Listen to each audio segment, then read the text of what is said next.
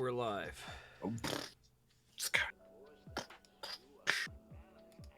Ooh, I got the dubstep. Dubstep. You listen to dubstep? I mean, I used to I don't know. I listened to some Daft Punk. About some Skrillex. I've listened to some Skrillex. What do you think about Skrillex?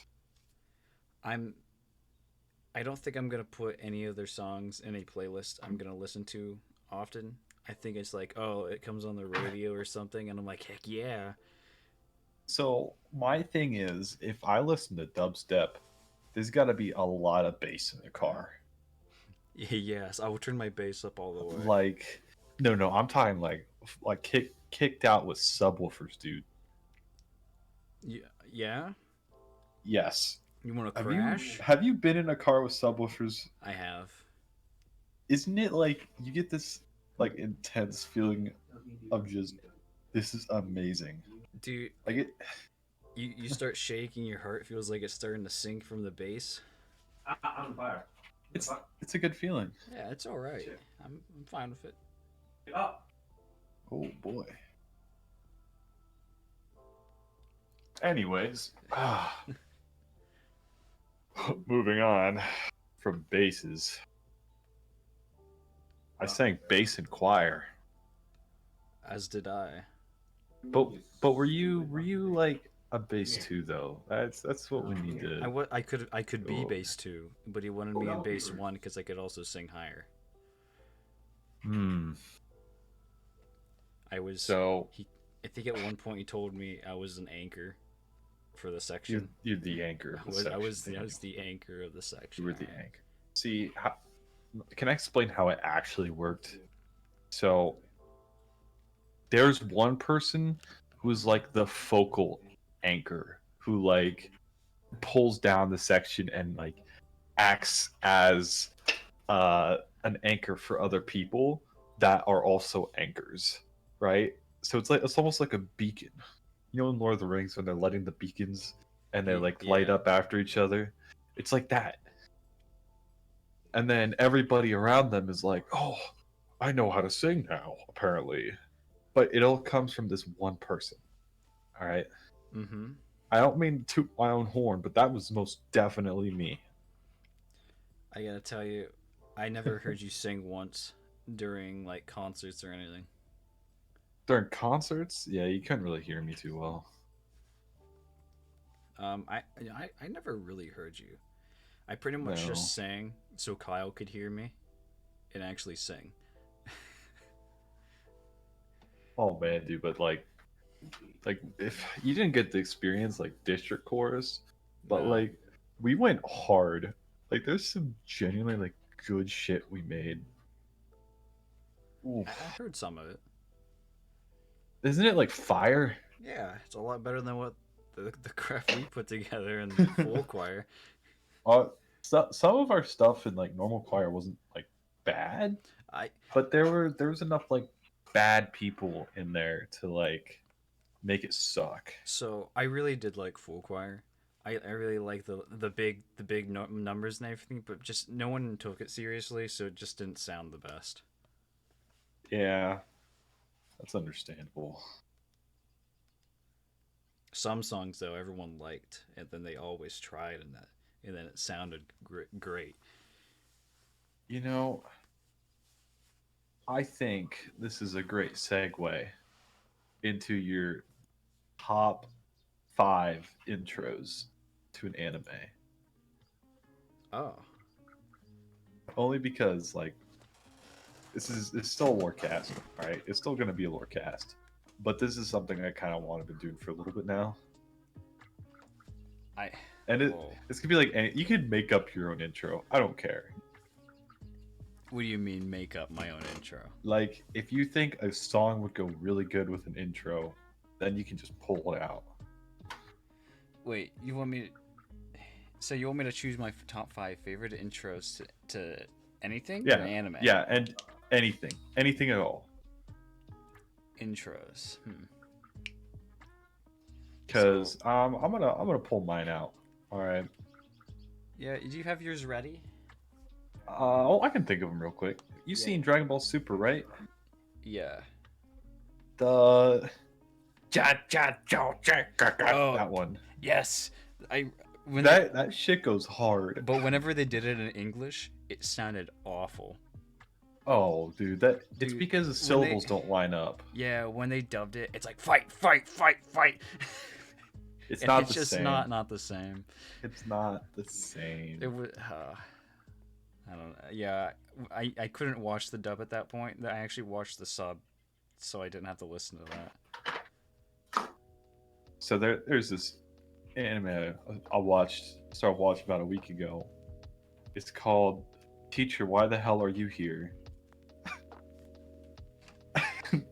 That it's, sounds interesting. it's not very appropriate, but No.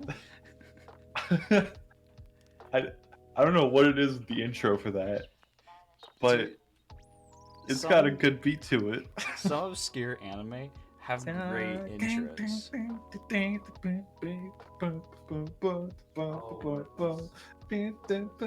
It's kind of like that. Ah. Oh So- God.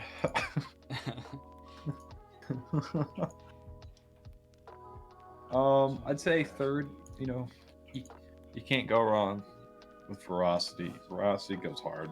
Veracity is pretty good. It goes hard. It's one of those ones like, if you had subwoofers in your car, and you put that shit on like full blast, you'd be bobbing your head a little bit. Yeah, if you watched anime, I played it once and with people who did not really watch anime, and they're like, "What the heck is this?" Yeah, so I did that too, and they're like, "What is this? Like, this is horrible." And I'm like, "Listen to it a second time, all right?" So they listen to it the first time, they get that like initial like, "I haven't heard this style of music before," but What like the is second this? time, right? They Yeah. heard the song before, and you know it's got that beat to it. That like you're bobbing your head, and you're like, oh, okay, I can kind of get down with this. You know, you're tapping your foot a little bit. Mm-hmm. But like they don't really get it till about the third. The third time around, I mean, I don't know who would play the same song 3 times over No, that would get a in little a car. annoying. I mean, I can do it on like a YouTube playlist or something. But if you're with other people and you're playing like the same song over and over again, not Yeah. it, sir. Sometimes I'll come across a song and I'm like, and it ends, and I'm like, oh, I kind of want to listen to that again. So I just go back, listen to it again. Yeah, there's some good like anime rap songs that are out and about. I showed you a couple. Yes, you have. They're not too bad. Listen to more Calliope. How many is that? Yeah. 3? That's 3, but my fourth. Okay, it's definitely the Star Wars intro, right? Da, da, da, da, da, da. You know, like Yeah. you can't go wrong with the Star Wars intro. No, it's a classic. Yeah, no, like you listen, the words are flying across the screen, and you're like you're sitting up. I mean, not with the recent movies, obviously, because those were kind of a letdown. Yeah, they were Yeah. fucking trash. Yeah, they were horrible. Yeah, I criticized them the entire time I watched them. Oh man. It, and honestly, criticizing it the entire time made me enjoy it more. Really? Yeah, because He's saying I you like them. laughed at it. Oh. Yeah, I did laugh at it too. I just I don't know. It's Like Bucks. the Force Awakens wasn't horrible. No, It no, wasn't. the first one, I was like excited because it looked like the guy was gonna be like a hidden, like he was gonna train to be a Jedi. Yeah. I wanted that a lot more than Rey. I'm instantly good at whatever I do, and I just flail this light stick around like I'm with a heavy stick or something. I don't know. See, I don't really care about that. I just didn't like Ray. I don't care about Ray. What I care is the fact that it flowed like shit. Snoke. What the heck was Snoke? Served no purpose. He served Like that, nothing. it just had such a bad flow from movie to movie because they like had like maybe if who the fuck was it? Who was it that made not Ryan Johnson?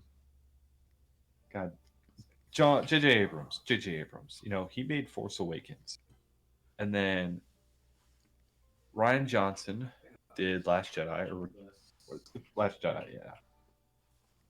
And then it went back to J.J. Abrams. So it's almost like they picked up a bunch of shit, threw it on the floor. The other person sorted through that garbage, picked it up, and then threw it on the floor. And then J.J. Abrams was like, "Where'd all my shit go that I left there?"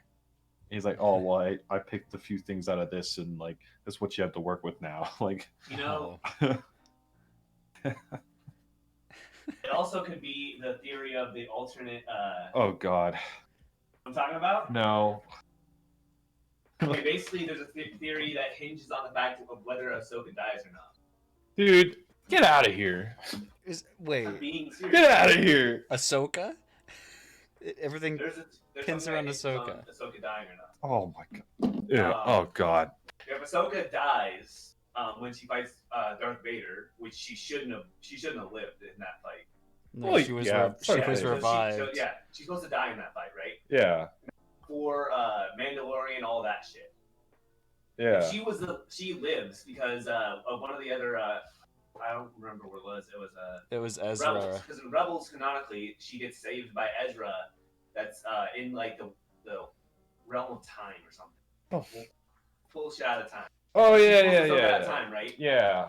Ahsoka shows up and meets meets the Mandalorian and meets Grogu, right? Okay. What happens to Grogu before Luke trains Ben? Where'd Grogu go? He gets killed by Kylo Ren. No, he Well, dies. that's the thing, he doesn't. He gets killed by Kylo Ren. They don't specify. Yeah, no. Kylo kills them all. I think Kylo killed them all. I think. Yep. They said that Kylo killed all of the Jedi initiates. Well, see, but the thing is, it's said that Kylo was his first apprentice, but you took in Grogu in this Mandalorian timeline. So this is let's put it this way: if Ahsoka died in the Darth Vader fight, right? Grogu would have never gotten to Luke because they wouldn't have Ahsoka to guide them. Interesting. So yeah, so that's like the balance point. I like to think that Grogu died. Dave Filoni. thank God for Dave Filoni. He might save Star Wars. I do hope he did. I would totally want to see that. Oh, Like that'd a be interesting. reimagined vision of it. That'd be fucking dope. So moving on from Star Wars. Sorry, I went on a bit of a tangent there. We're gonna hop into Warhammer, okay? So Trash, utter garbage. last we left off, all right. So Horus, you remember how he like betrayed the Emperor and all that, and like half the Primarchs were like, "Fuck you, Imperium. We don't like you anymore. We're gonna worship these dark entities that actively fuck us over." You remember that? Yeah, I slightly remember that. And then the other like eight or nine Primarchs were like, "Oh, we have to protect the Emperor." So I'm gonna try and break this down a little better. So out of the Loyalist Primarchs, so the drop site massacre happened where they fucking murdered one of the Loyalist Primarchs, Iron Hands, dude. He had like metal hands. So like, makes sense. yeah, Iron Hands, like, Yeah. pretty cool.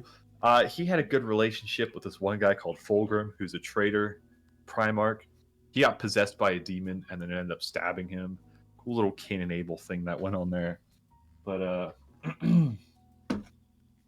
you know, I think the moral of the story is you don't worship dark gods. Don't listen to what Satan has to say. You know, dark gods, Satan, pretty much the same thing. Doesn't really sound the brightest idea, you know. The Emperor is Jesus. Okay. Oh, okay. We're making this He's basically correlation. Jesus. Yeah, he's basically Jesus. God damn it. And so that was a loyalist Primarch just gone. And like Primarchs are like people that can like destroy armies. Okay, and they're like superhuman thinking, superhuman body. Like I wouldn't put them on par with like Superman, but like they can definitely take some shots. You know, like if you fire like a normal gun at them, it's not even gonna pierce their skin, kind of deal. Like they're pretty impressive. Oh, all right. So like in terms of just how smart they are, how strong they are big assets. And the fact they killed one here at the drop site massacre and destroyed like 3 Space Marine legions for the Loyalists set up a massive advantage for the traders. And so, Rogel Dorn, my favorite Primarch, he's on the Loyalist side. He sent like a redemption fleet to the place where all those legions died. Now, I don't think that was a very tactical move on his part, sending like one detachment from his Space Marine fleet to fight off like 3 or 4 trader fleets. It was not a very good idea. No, it doesn't sound like it. But they got ambushed on the way over by their sworn enemies, like the Iron Warriors. Okay, and the Imperial Fist completely turned this battle around. Like Rogel Dorn wasn't even there at the time. All right, he wasn't commanding them, but the enemy had a Primarch commanding them, Perturabo. So Perturabo, he really like I don't know where he fucked up, but a Space Marine was beating him in tactics. So I don't know what this man must have been doing, like drug wise. He's getting beat by a normal fucking Space Marine, and they completely turned this like what should have been like a decisive victory for the Iron Warriors, just completely U-turn, and they actually started getting the Iron Warriors on the back foot. And given the chance, they could have killed Perturabo, that Primarch. But the Emperor called all Loyalist legions to return to Terra. And Rogel Dorn, he is someone who is like absolutely like obeys authority beyond anything. Like if the Emperor calls, we answer. He calls up his Imperial Fist. He's like, "Hey, so I know you guys are like about to kill Perturabo, but honestly, I don't really care about that grudge anyways. We need to get back to Terra so we can fortify it." And at the same time, it's like, man, they could have killed Perturabo if they stayed a little longer. But you gotta understand the thinking. Like, there was no one reinforcing Terra at that time. So, like, I feel like it's common sense to bring back your best Space Marine Legion to come help fortify. You know, like I see the strategy. And had they not been pulled back, they probably couldn't have fortified it enough to like make it not worth their time to sit there and like charge towards Terra. Now, obviously, Horus, the arch traitor, was going on a war path through the Loyalist planets, and 2 of these Primarchs, Angron and Lorgar, decided, hey, fuck the Ultramarines. The Ultramarines falling under Robute Gilliman. Remember that name, right? Robute Right. Gilliman, because that's a name you got to remember. They said, fuck the realms of Ultramar. Fuck this new like empire or whatever he's creating. Let's go in and tear shit up. So they go over to Calth and completely just ram their dicks up them. Like, not a fair fight. It was not good for the Ultramarines. But the Ultramarines completely turned the battle around against 2 traitor legions, them being 1, and pushed them back. And Gilliman basically took this shitty ass patched up fleet and was like, I can't just live with the fact that they just attacked one of my planets like that. That was completely uncalled for. So Gilliman takes these like remnants of his legion, chases after Angron and Lorgar, and like he beat the shit out of Lorgar. Okay, like they both took some pretty like big hits to each other, but Gilliman was gonna win, and it wasn't until Angron became a demon prince that Gilliman was like, yeah, I should probably retreat because like I don't know about you, but fighting a 30-foot tall demon is not on the calendar this weekend. I'm not feeling it. And I definitely feel what Gilliman was thinking there. That was some good strategy on his part.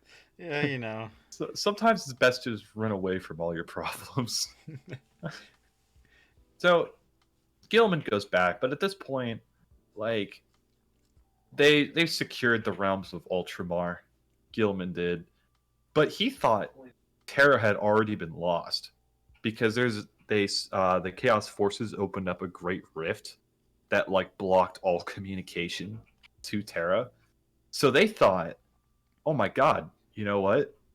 We've lost Terra. The Emperor's probably dead. So Gilman thinks he's like alone. And like, I'm the last bastion of humanity. I have to stop them from ruining like my father's dreams, his father being the Emperor, basically. And he has this like adoptive mother figure who's kind of been around with him since the beginning of like all this, and she's just like a normal human, and he still like goes to her for advice because he's like a mama's boy. I don't know. It's kind of it's really cool.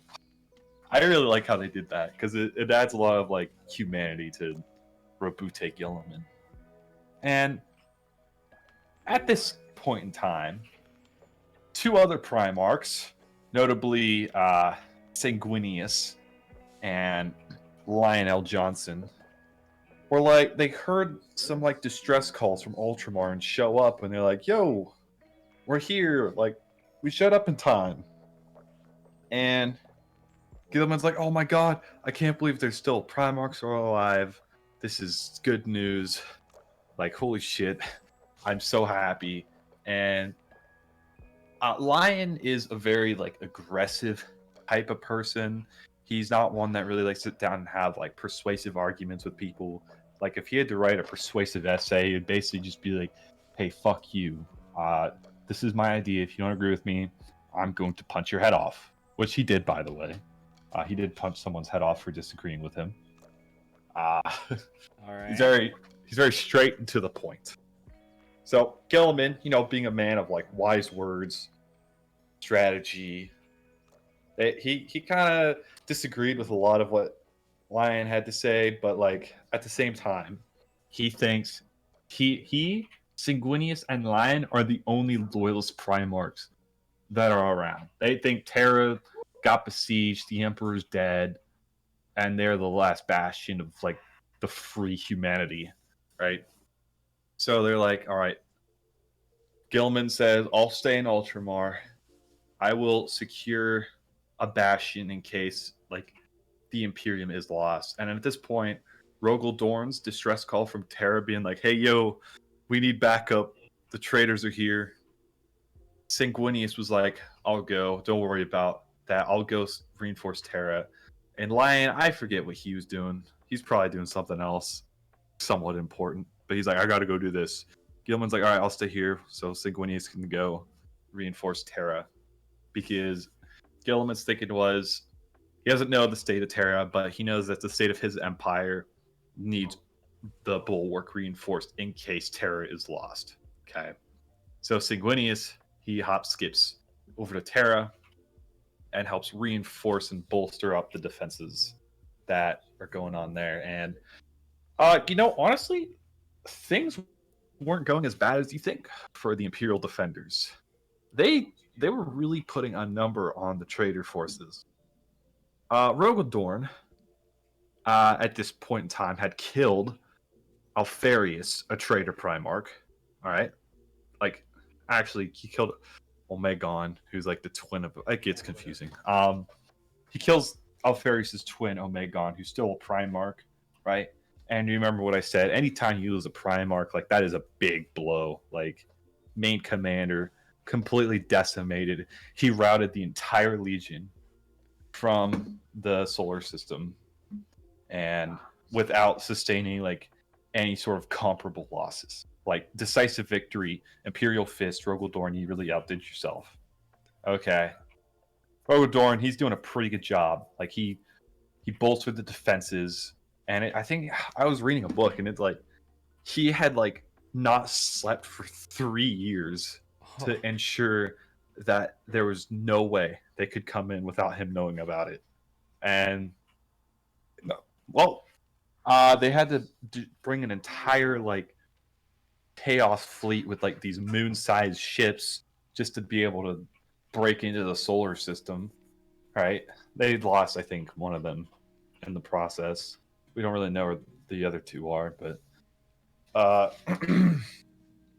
Rogaldorn, fortifies Terra.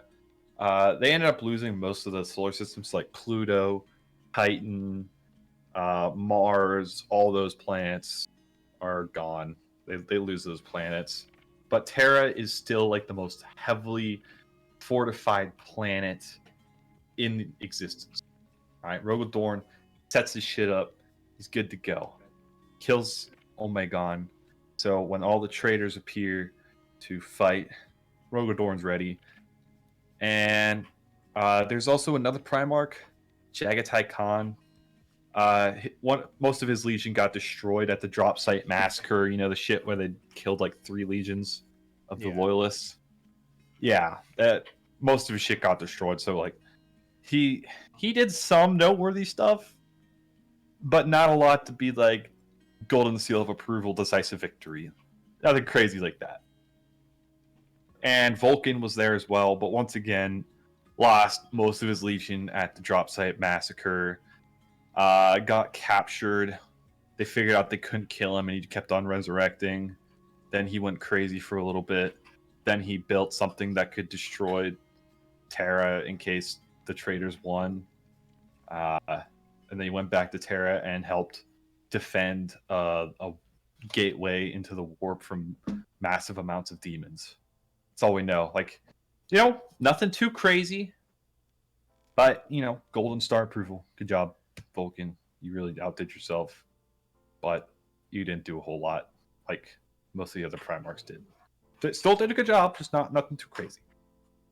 So, our main boys, Imperial Fists from Rogaldorn, the Blood Angels from Sanguinius, the Adeptus Custodes, who sort of fall under the Emperor, Malcador, and like whatever like Imperial Guard regiments were present against 4 traitor legions of just massive fuck you. And yeah, it got pretty scary. So they go down and launch their assault on Terra. Rogaldorn, one of his first captains, Sigismund, this dude, fucking crazy, wore all black armor, became the Emperor's champion, and proceeded to challenge the demon Primarch Fulgrim to a duel. Massive titanium balls for that dude. Because you remember, the Gilman ran away from one of these guys. yeah. Gilman's a Primarch. This is a normal fucking Space Marine challenging a demon Primarch. And, he didn't do too bad. But, like, we should all know that he was going to lose, right? He starts getting his shit rocked. And then Rogaldorn shows up. He's like, oh, time to save my first captain again. And he, like, once again, Rogaldorn, he's got a Primarch kill under his belt. He means business. And he fucked up Fulgrim's shit pretty bad.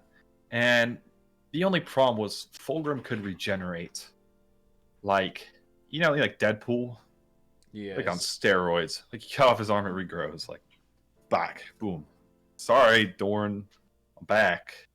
So, Rogaldorn was beating him, but he didn't have any way to really, like, stop the regeneration.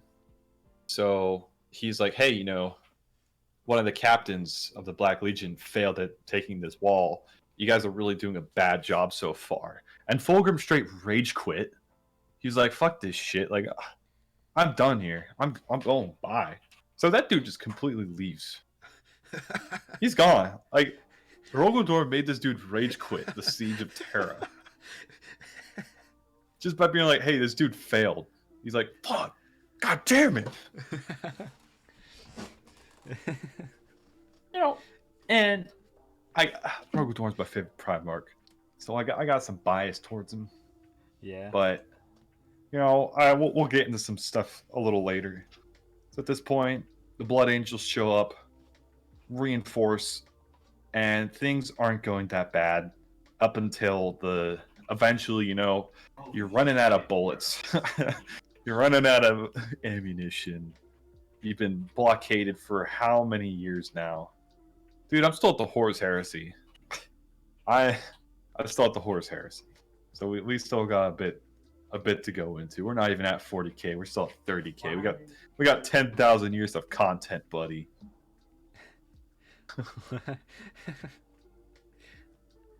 Yes. So Sanguinius, the Emperor, Rogodorn, and like some few other like trusted people all meet together like, hey, Horus lowered his shields on his flagship. From Horus's perspective, he's like, there's Imperial allies, like 3 legion worth of Imperial allies about to show up. I am close to taking the Imperial Palace, but I just don't have the time for that. So he sets up a gamble, like, if I lower the shields on my ship, they'll teleport onto it and try to kill me. Right? And he's like betting on that. Like, he knows. And he at this point thinks he can take the Emperor one-on-one. And, you know, he didn't do a horrible job, but he got his soul deleted in the process. So, they teleport onto Horus's flagship. And guess what? Sanguinius, he just got off of fighting like a demon prince, or like a demon something, right? Yeah. Bellicor, whatever the fuck his name is. Like, and this guy was straight like Primarch level of power. Yeah, he's easily like Primarch level.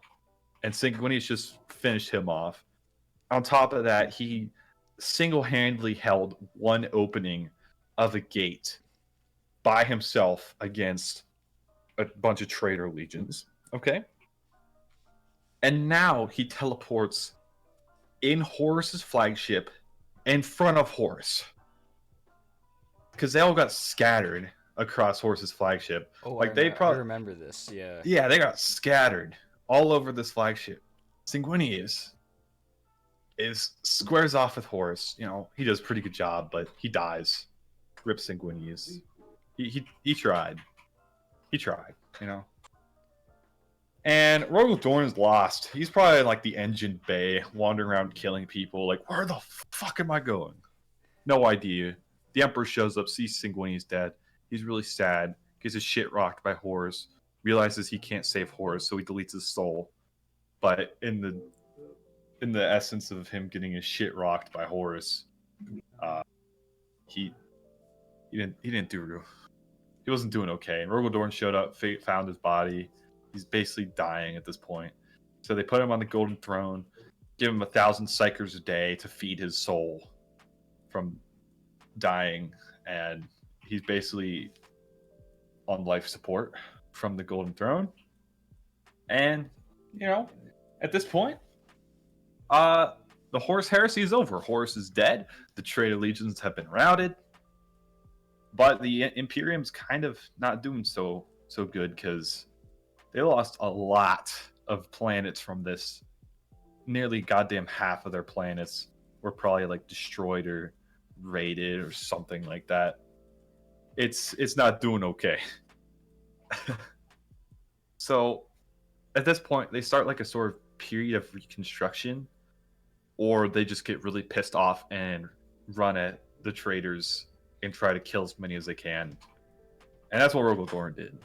So Gilman, at this point in time, he's like, man, you know, humanity's screwed if a Space Marine Legion like betrays like the Imperium, like things aren't going too good. So he's like, I'm gonna write a book. It's gonna be like the Bible. Space Marines are gonna follow it like the Bible, and hopefully this solves the issue. And what this Bible called the Codex Astartes did was it split legions into chapters of like 1,000 Marines per chapter, and made them separate entities from the Legion. So that way, if like a Space Marine like chapter betrayed, it'd only be 1,000 Marines instead of like 200,000, right? Yeah. So I get it. I mean, it makes sense for the given time. Rogo Dorn thought that was a horrible idea because he's like, we can't spread the Imperium's bulwark across when we just got betrayed like that. Like we can't risk, and Gilman calls him a traitor. Dorn calls him a coward. An Imperial Navy ship shoots on Rogo Dorn's vessel. Things aren't going good. They were about to start an Imperial Civil War again, but Rogo Dorn, after intense meditation, was like, I think I should probably just accept the Codex Astartes. And he did, but his Legion didn't want to split because, they just went through a lot of shit. So, like, Rogo Dorn's like, if you don't fucking, I'm fucking done. And he decides, I'm going to attack this Iron Warriors fortress. And it's going to go great. I'm going to bring Perturabo back to Terran and Iron Cage. It's going to go great. Well, long story short, it doesn't go great. Well, long story short, it doesn't go great. It was a massacre. I mean, technically, it was an Imperial Fist victory. Right? For being technically speaking, the Iron Warriors retreated from that battle. So, Imperial Fist won. But a lot of Imperial Fist died. And it wasn't until Gilliman showed up with the Ultramarines that they actually won that battle. So, sorry, Perturabo, you still lose. Even after winning, you still lose. Sorry, buddy. But,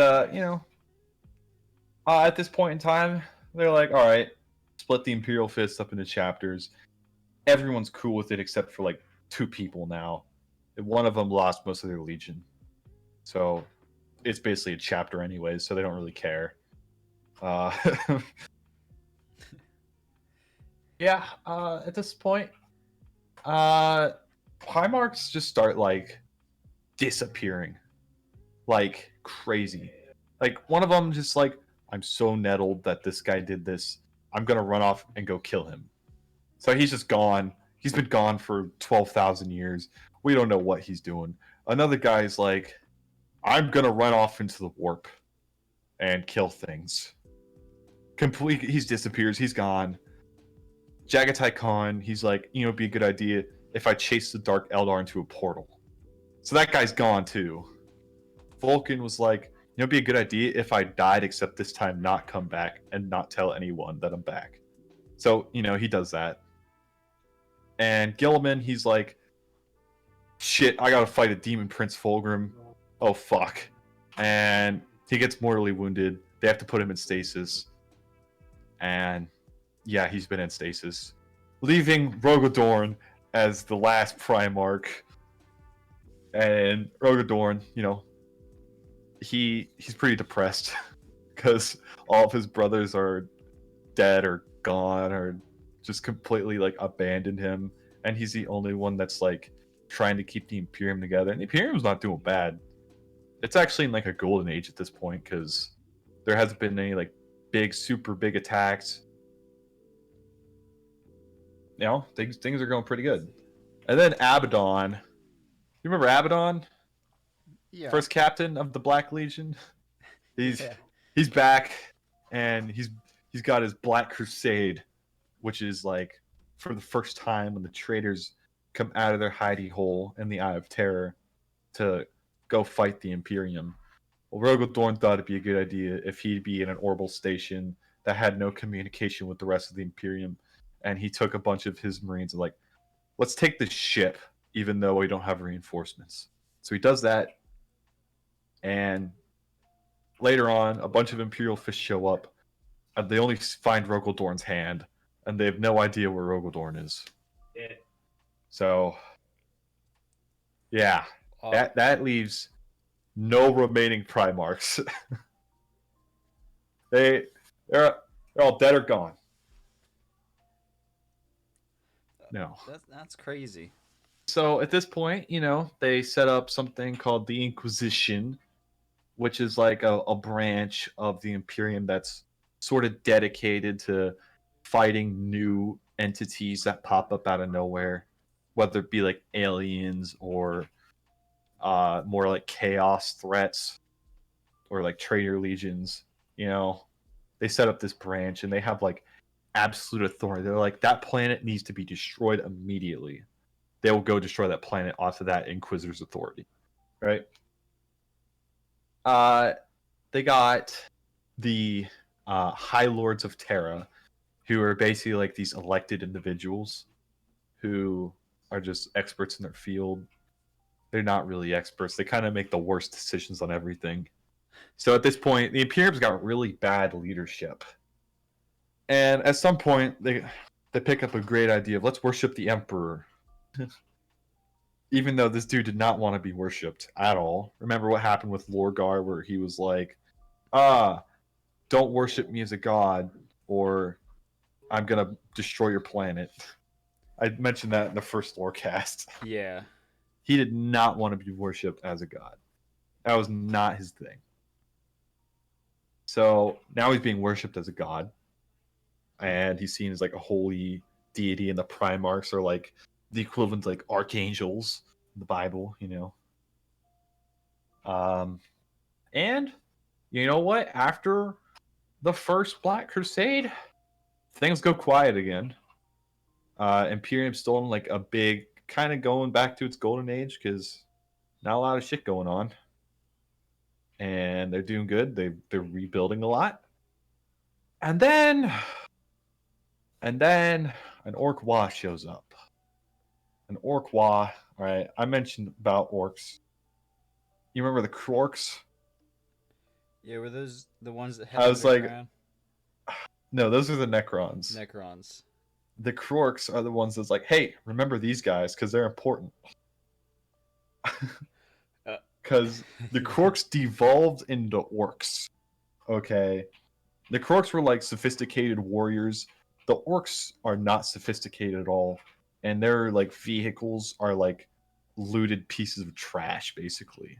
That they welded together quickly, slapped a 50 cal machine gun on that has no accuracy whatsoever. And they're like, it works, boss. It works. And it works somehow, even though it shouldn't. All right? Rednecks. Yes. Yes. It works, but it shouldn't work by any means of the imagination. So this alien species basically is running from this Orc-Wa.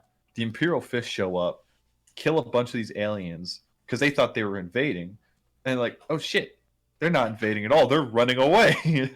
And they figure out they're running away from this Orc-Wa, which has an attack moon, which is a Death Star, basically. What? And the entire Imperial Fist chapter gets decimated. Down to one last Space Marine. Okay, like we're talking the boys that like held off Terra from the Traitor Legions, all right?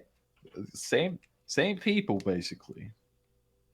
And now this Orc-Wa is showing up, basically kills all these people except one. And that makes this guy the de facto leader of like the Imperial Fist because he's the last remaining survivor. So he's like, all right, I hereby declare last wall protocol.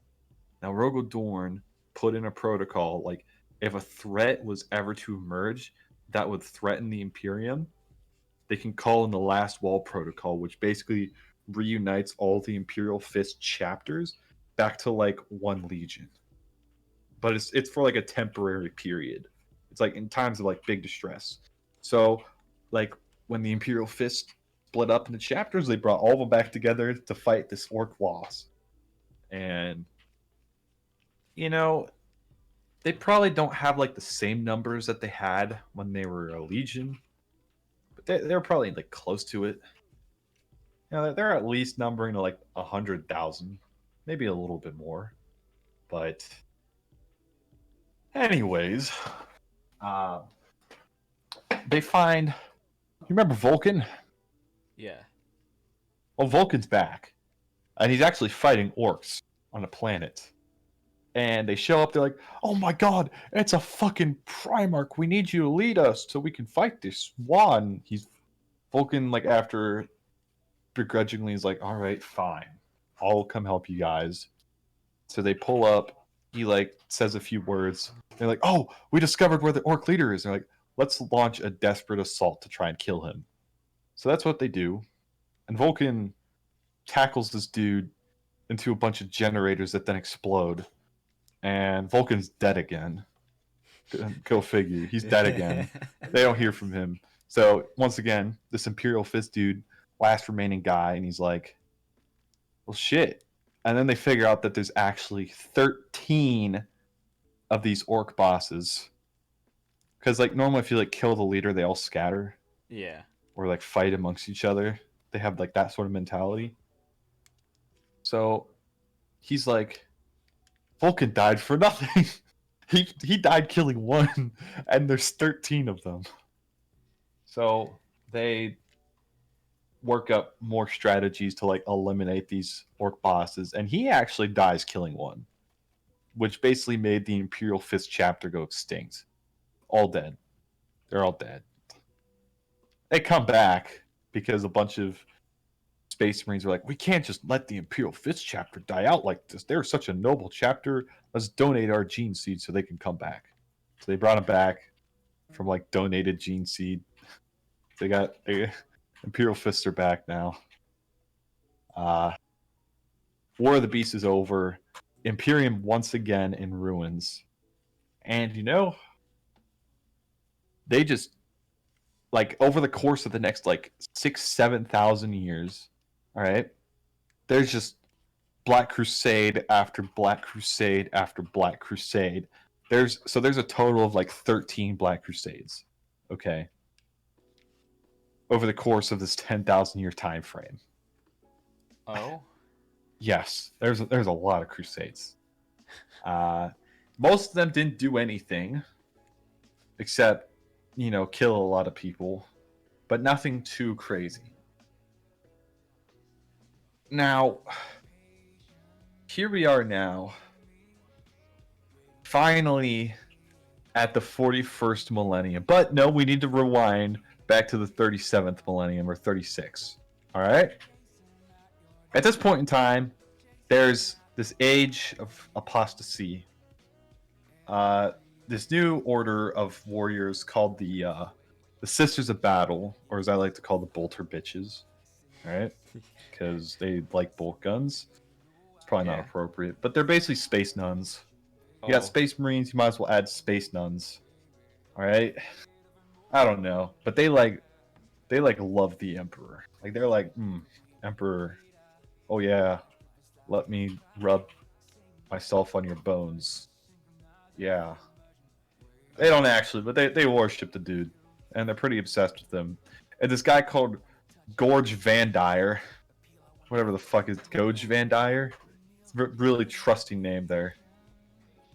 Really, really trustworthy guy was like, hey, I'm the Emperor's word. I'm a saint. And they believed him because he had this technology that when they shot a gun at him, created a shield. But it was actually just, it wasn't the Emperor, it was just the shield that he had. So he didn't get shot. And so he's a saint, he's protected by the Emperor. And then they decide to go fight on Terra to like make him the new ruler of the Imperium. And then finally the Custodes finally step out from doing fuck off shit. And are like, hey, they brought the main Sister of Battle girl in. And they're like, hey, this is the Emperor. And she looks at the Emperor. They probably have like a mental conversation that we don't know about. And then she goes back, kills Goge Van Dyer, and creates a new faction called the Sisters of Battle in the Imperium. which are just female space marines without extra steps, because they're not augmented, but they have power armor. So that they'll never be as good as space marines, but they still have power armor, so that accounts for something. So,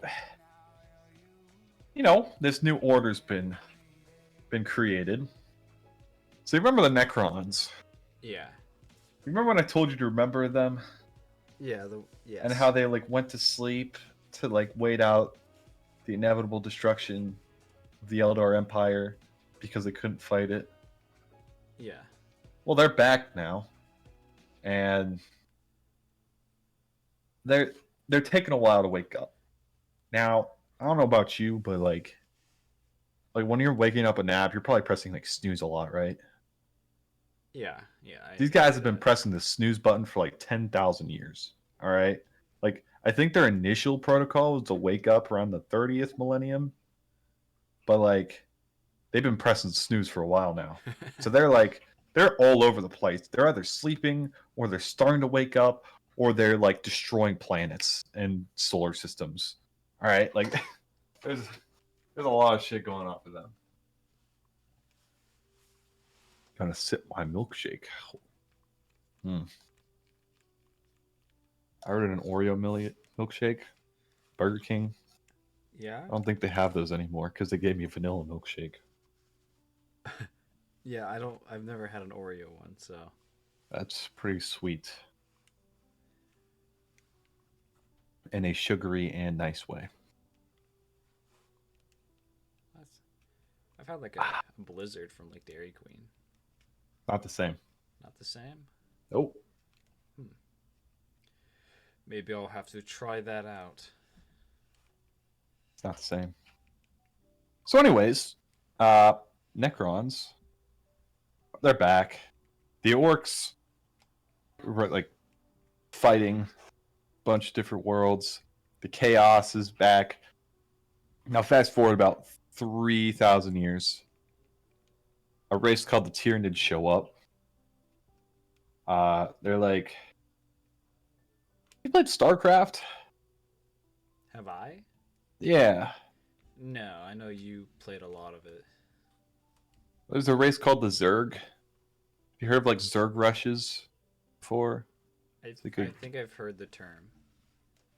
Okay. So Tyranids are basically just a Zerg rush. Okay. They're a hive mind sort of species that feeds off of biomass, and they grow by biomass. So they're just running across multiple galaxies eating things. That's cool. Yeah, there's a lot of Tyranids. A lot of them. And everything we've seen so far has just been scout fleets. So there's a lot of Tyranids. That's all I can really say. They fucked up the Ultramarines pretty good. Yeah, the Ultramarines are still around after 10,000 years, and things just aren't going good. And I think I'm gonna leave all the 41st millennium stuff off, because how it works is there's a big time lapse between Horus Heresy and 40k. Obviously a few events happen in the middle, the War of the Beast with the Orc Wad when Vulcan returns, the Age of Apostasy, the Necrons return, and then just a shit ton of stuff happens in the 41st millennium, because that's where most of the books is set in the 41st millennium. So I'm gonna leave that off for another time, because there's so much content there that I will feel like I will skip over.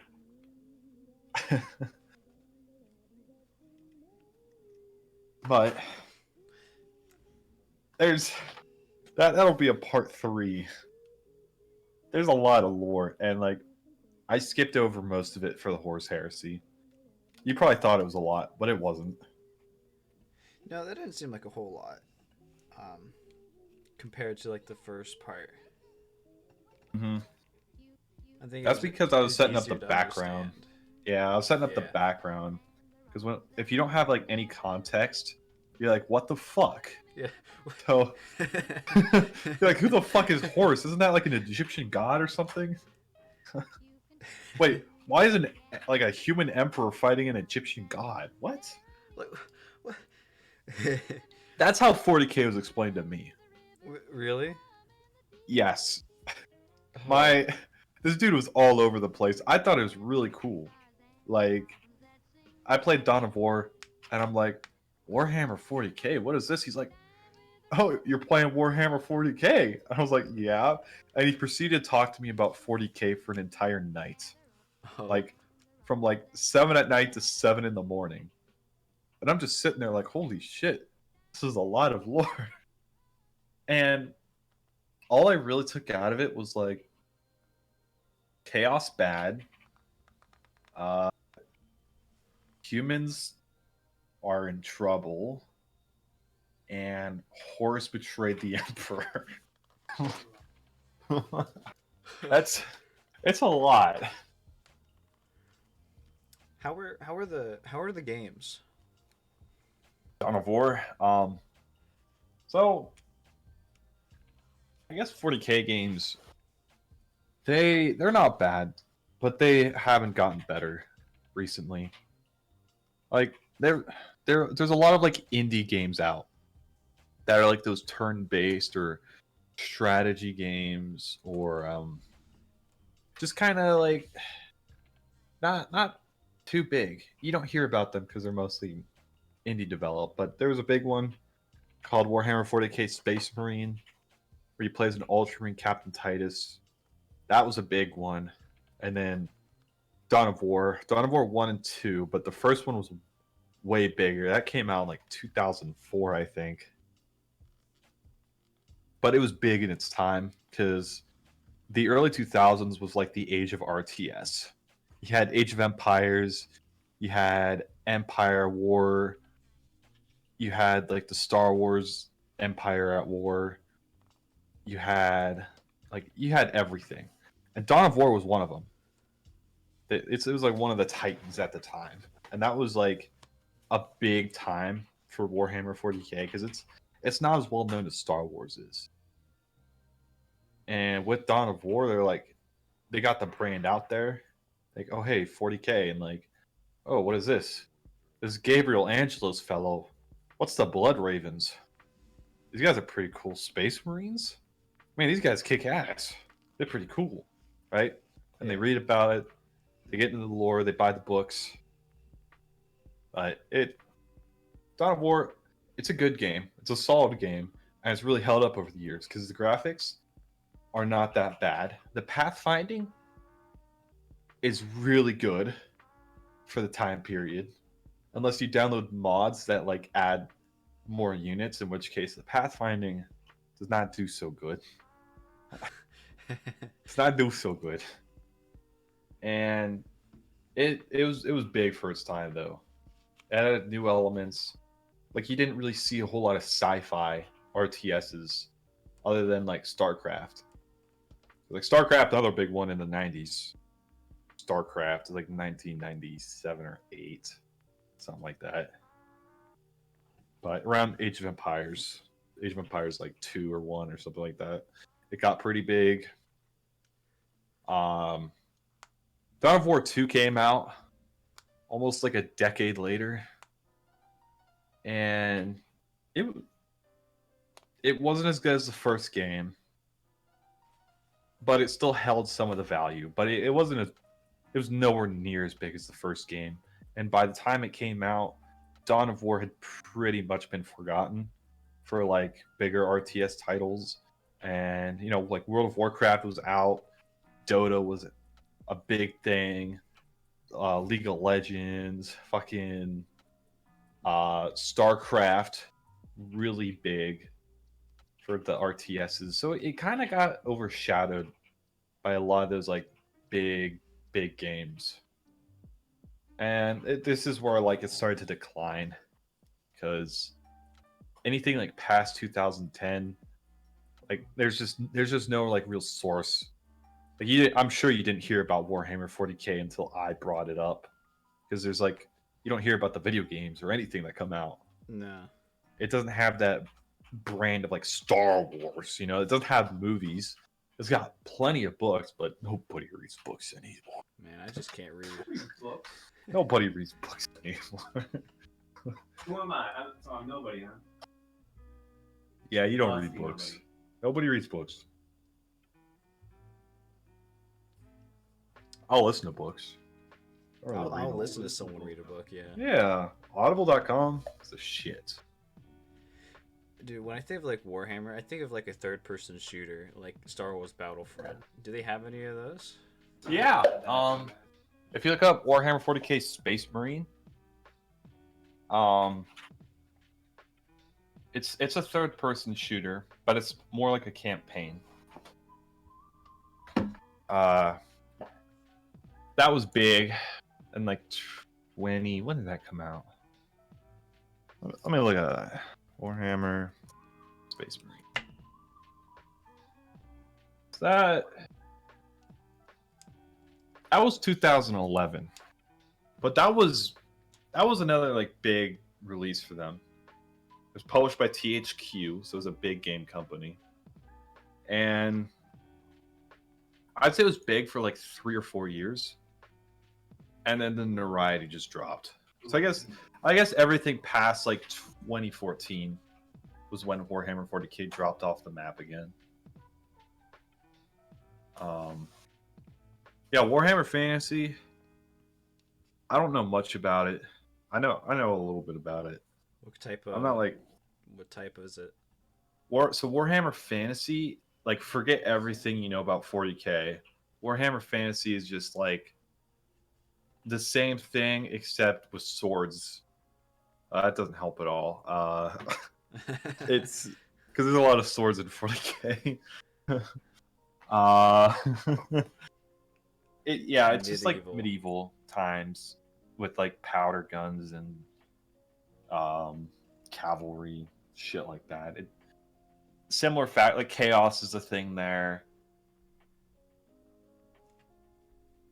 but like Total War Rome. Like, you've heard of that game, Total War Rome? I don't think so. You haven't heard of the Total War series? God, what are you doing? I don't know. I don't know if I know the name. What are you doing, Dan? What am I doing? I'm playing Pokemon already. Playing Pokemon? I play Pokemon all day. Okay.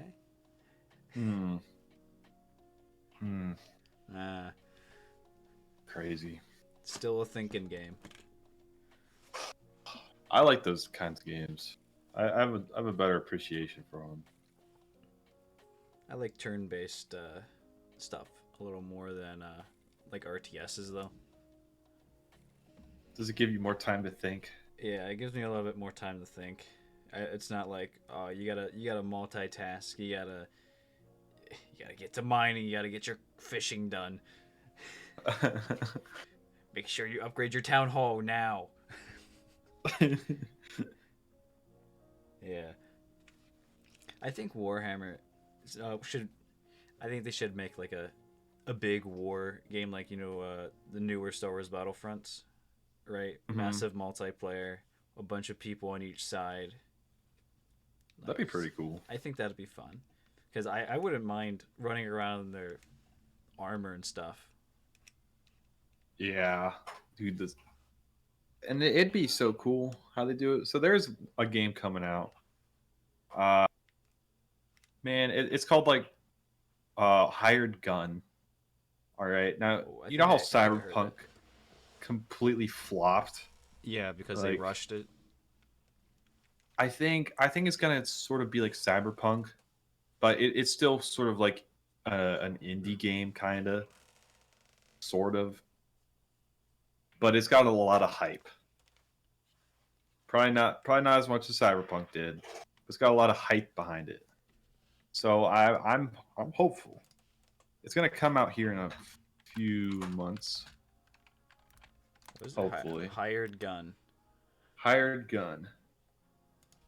Video game? Yes. Oh. Necromunda hired Yeah, gun. I see. Yeah, you go ahead and watch that trailer. Let me do that right now. No, you don't do that right now. But I'm hopeful. It's looking to be pretty good. It's going to explore one of the hive cities. Of like, the hive city is basically Coruscant. Dumb it down. Yeah. Where it's got like layers upon layers upon layers. Mm-hmm.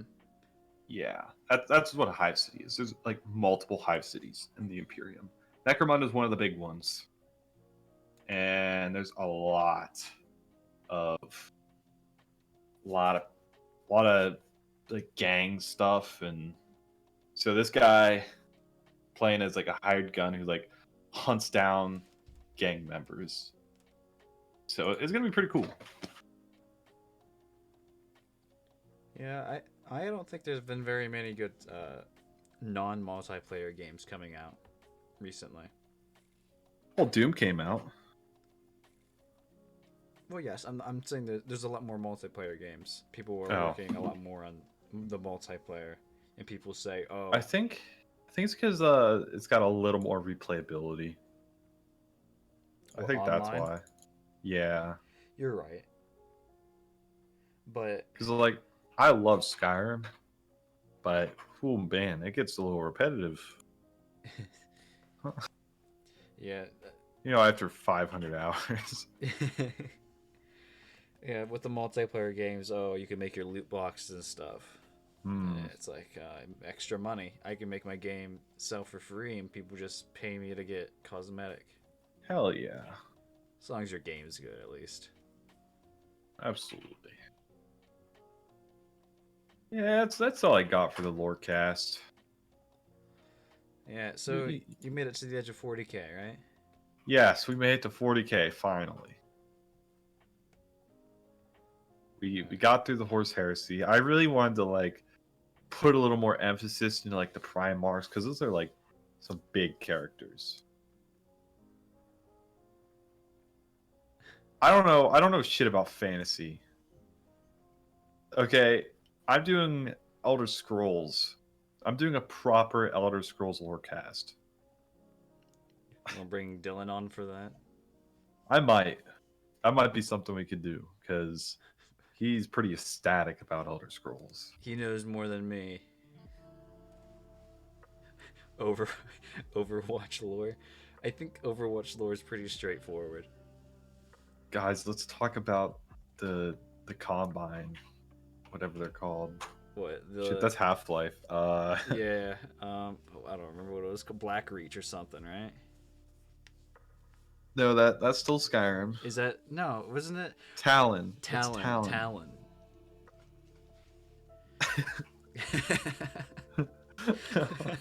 I hate Overwatch.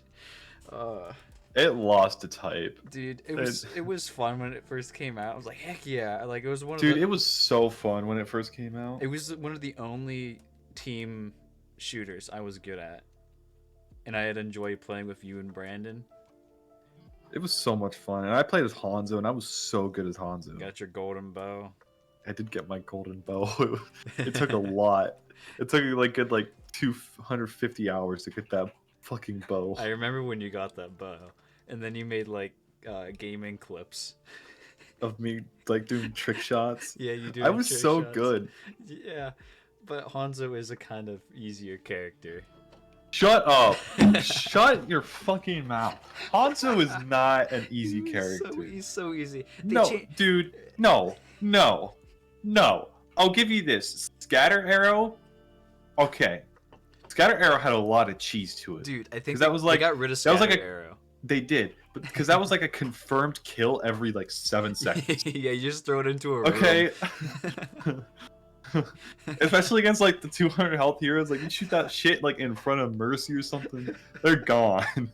But other than that, Hanzo, he's hard to play, all right, because he doesn't have a lot of mobility. He didn't have that little front flip shit he did. All he could do is climb walls. Yeah, which was pretty cool.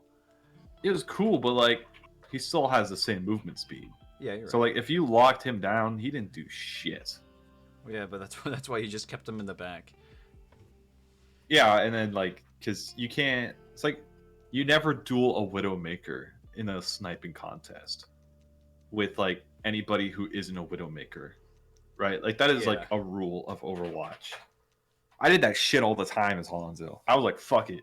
I lined up my arrow like behind the wall where I like last saw them, and I was so good at predicting when I jumped out at and shooting them in the head. Like it was crazy. Dude, But like, I love figuring out timing.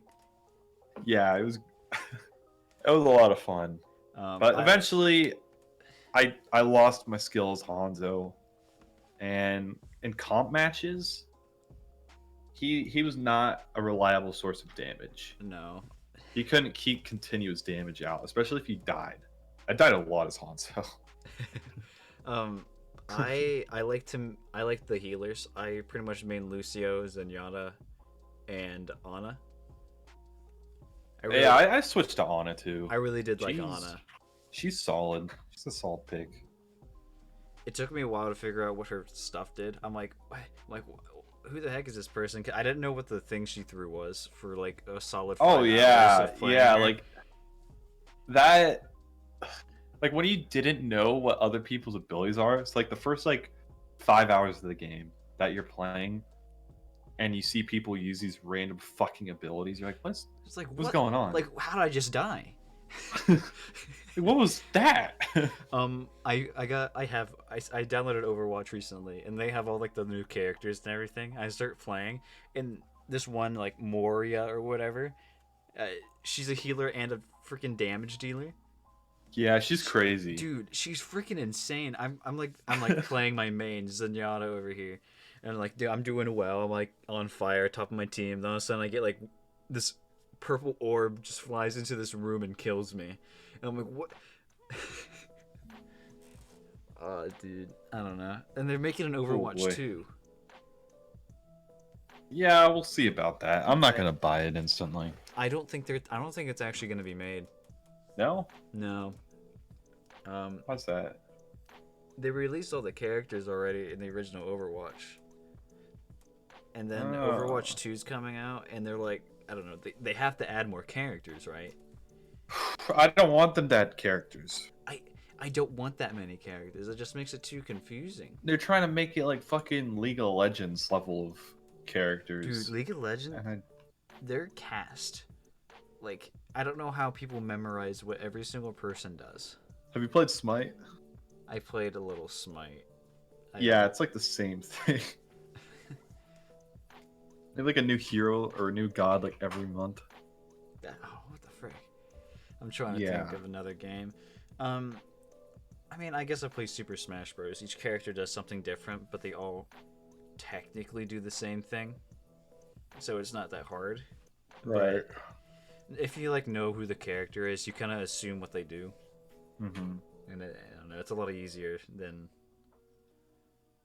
other. I'm other games. not ready for Overwatch 2. No, wasn't it supposed to release like 2 years ago? Let me look up Overwatch 2. So Overwatch 2,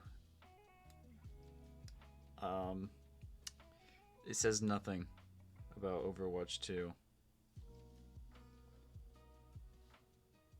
Yeah. Yeah, Blizzard. The announced cinematic was 2 years ago in 2019. Blizzard is. Yeah, they're not doing swell. They made most of their money from StarCraft and World of Warcraft. Oh, they made a boatload off of Overwatch. They did, but like when the esports for Overwatch died out,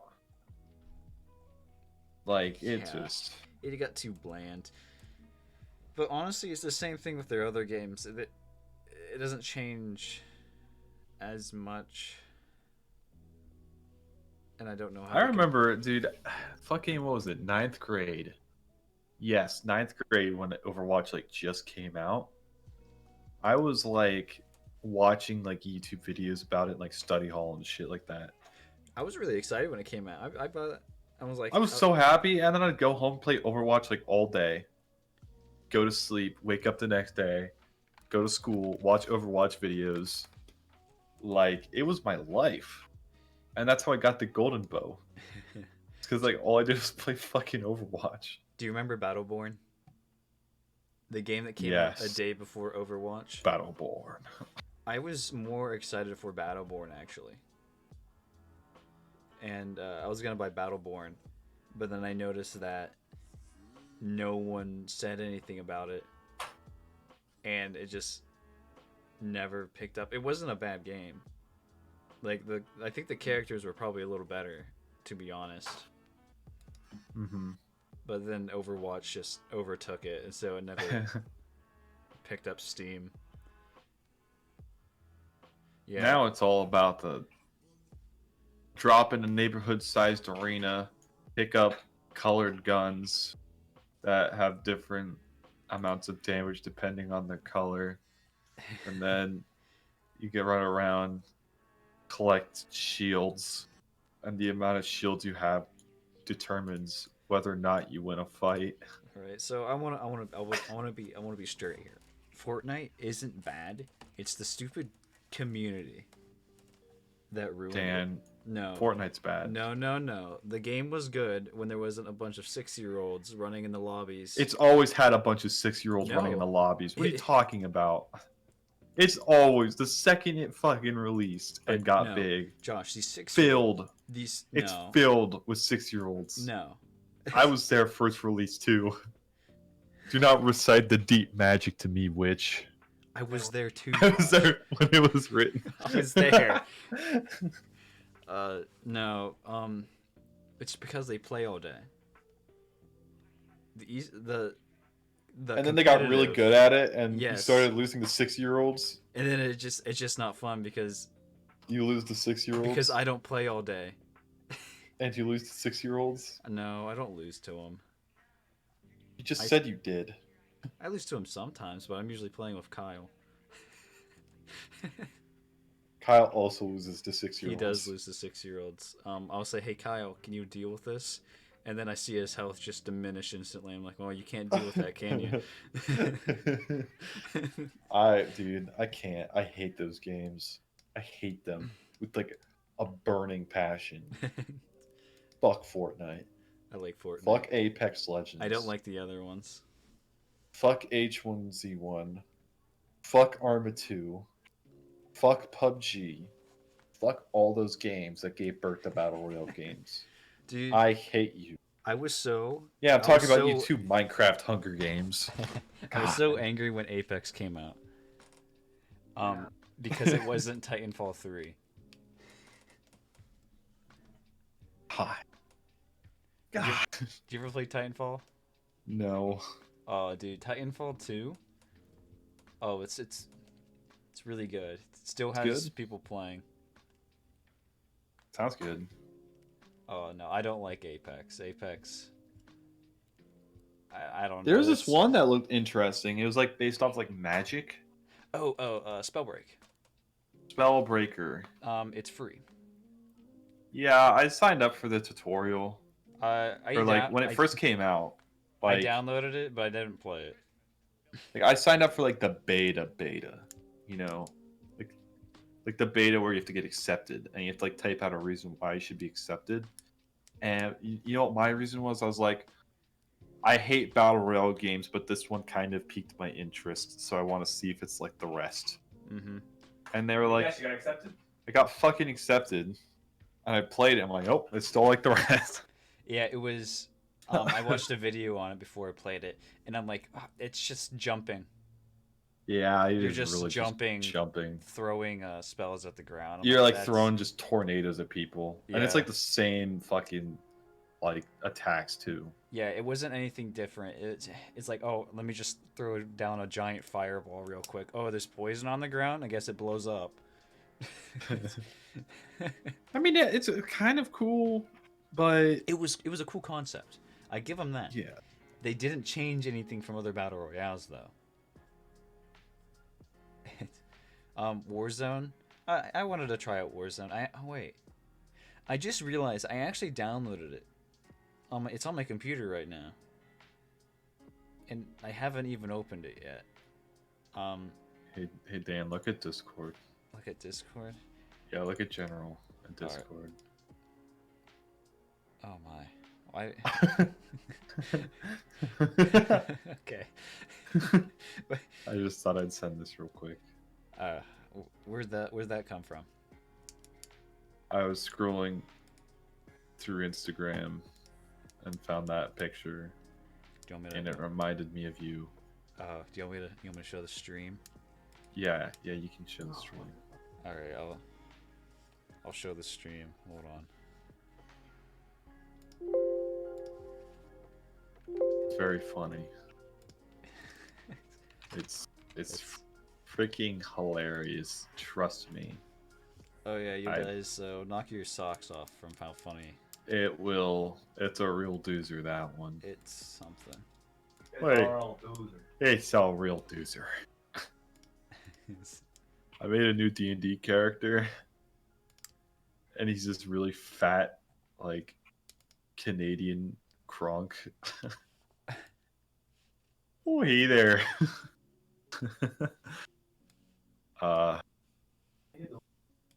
He's pretty funny. Really fun to play. Oh, hey there, little guy. Dude, I don't know why this image isn't. It's because it's a file. You know what? It's not. You know what? It's a file. You know, it's fine. Yeah, I can't. It's fine. I'd have to fine. transfer it, Josh. Why is it a file? It's fine. I don't know. I just right-clicked copy image and post it over here. So, what do you want from me? Yes. All right. Yeah. Well, I'm done with the Lorecast. All right. I'm done now. Hey, are we gonna do D&D next week? We shall see. We shall see I don't if want to get done yet. there are times to be open for D&D next week. Yeah. We're gonna stream that, right?